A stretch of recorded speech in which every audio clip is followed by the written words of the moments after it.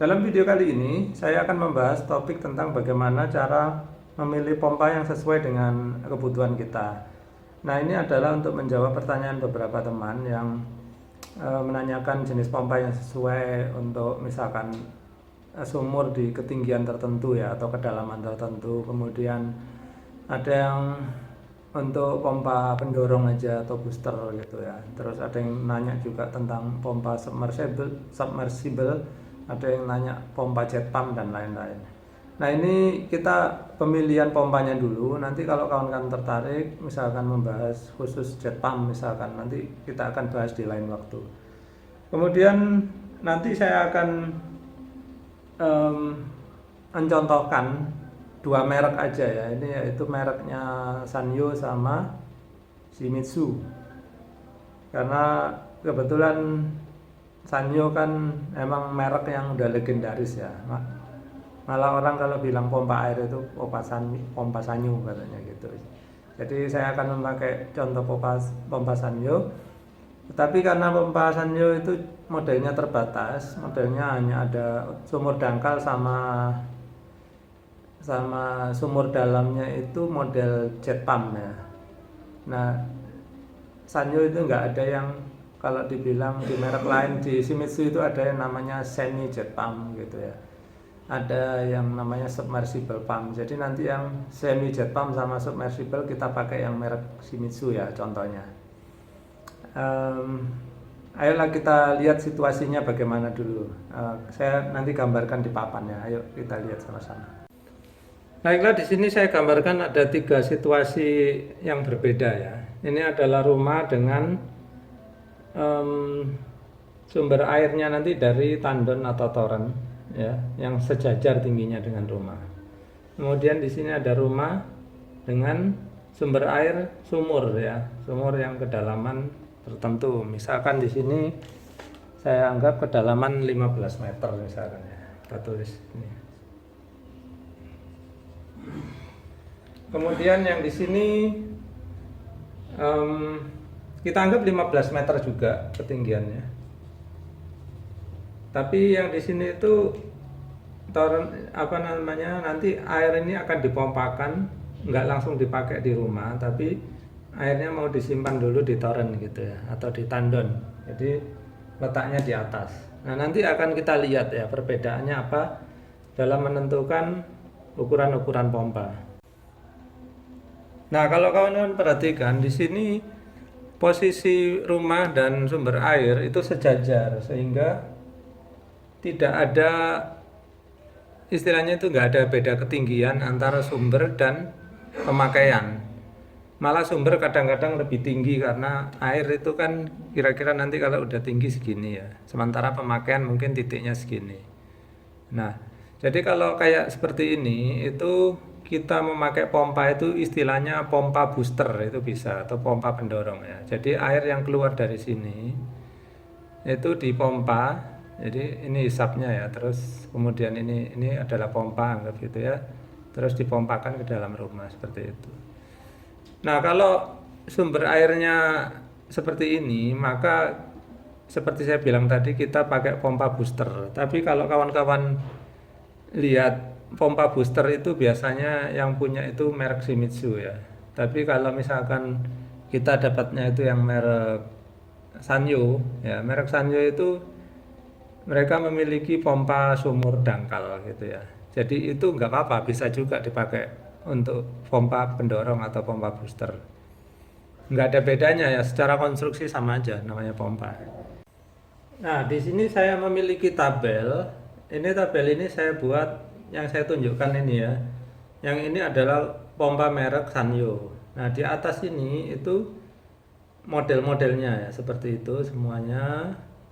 Kemudian nama modelnya itu seperti ini. Nah, yang di baris kedua itu nama modelnya ya. Kemudian ya yang ke bawah-bawahnya itu spesifikasinya. Nah, kita nggak perlu pusing-pusing melihat satu persatu. Ayo kita langsung bahas saja ya. Nah, seperti tadi gambar ini, itu kan kita tadi membutuhkan pompa yang ketinggiannya itu sama, sehingga posisi hisapannya itu nol. Karena apa? Tidak ada ketinggian atau kedalaman yang perlu dihisap. Jadi nol ya.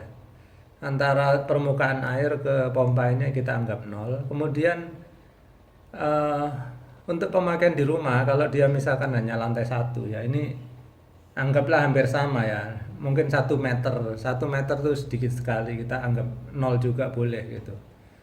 Jadi apalagi beda permukaan antara tandon di sini sama pemakaian itu malah mungkin lebih tinggian tandon, sehingga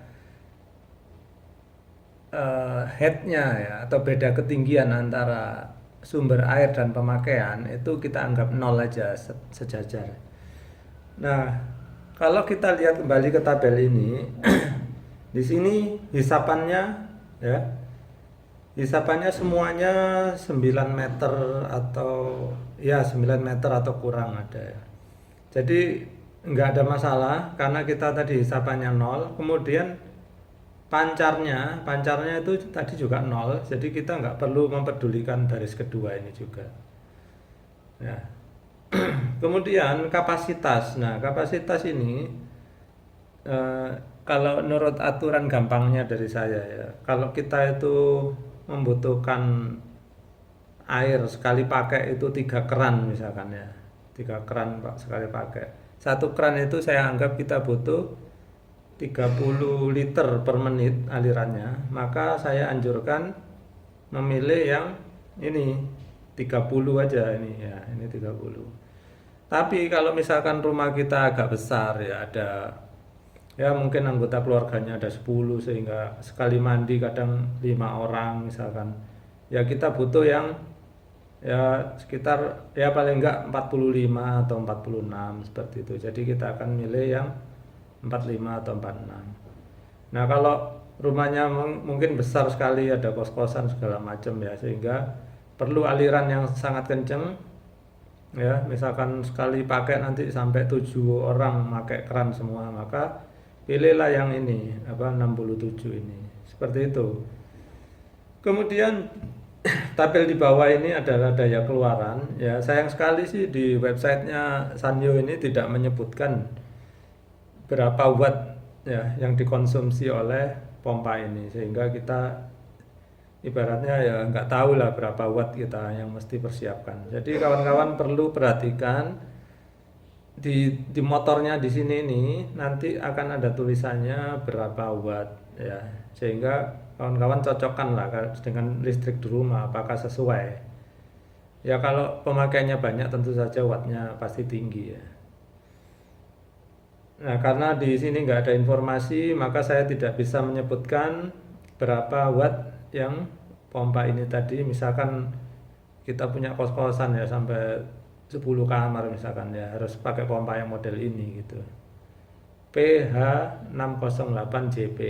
Nah, untuk kawan-kawan ketahui, kalau pompa Sanyo ya yang ada tulisan JP ini artinya dia itu buatan langsung buatan dari Jepang sana. Yang nggak ada JP-nya itu buatan Indonesia gitu ya. Nah, kemudian kawan-kawan ya, di sini ini kan kalau kamu lihat, ini misalkan kita tadi rumah kecil ya, rumah tipe 36. Saya pikir kalau tipe 36 ya kamar mandinya biasanya cuma 1. Jadi milih yang 30 ini pun cukup. Ya, saya anjurkan yang ini yang model 137. Nah, di sini itu yang 30 ada banyak, ada sini 1, ada 2 ya, sama sini 1 lagi. Terus kita pilih yang mana? Nah, kalau di rumah kita seperti ini, maka kita ini kan maunya kalau kita buka keran pompa nyala gitu kan. Kalau kita tutup keran pompanya mati gitu. Itu namanya otomatis. Nah, kalau kita mau pakai otomatis, maka kita pilih yang ini, yang model PH137AC ya. Karena yang PWH ini tadi itu enggak ada otomatisnya. Ya. Terus apa sih gunanya, kenapa kok ada yang pompa dijual tanpa otomatis? Nah, pompa yang tanpa otomatis ini dia biasanya nanti dirangkai sendiri ya. Misalkan kawan-kawan di sana itu ada rangkaian pakai radar atau misalkan solenoid gitu. Nah, itu pakai pompa yang tanpa pressure switch atau yang yang non otomatis. Atau mungkin ada juga orang yang emang maunya dicolok, dicabut gitu aja gitu. Ya terserah. Tapi kalau mau otomatis ya model yang tadi saya sebutkan.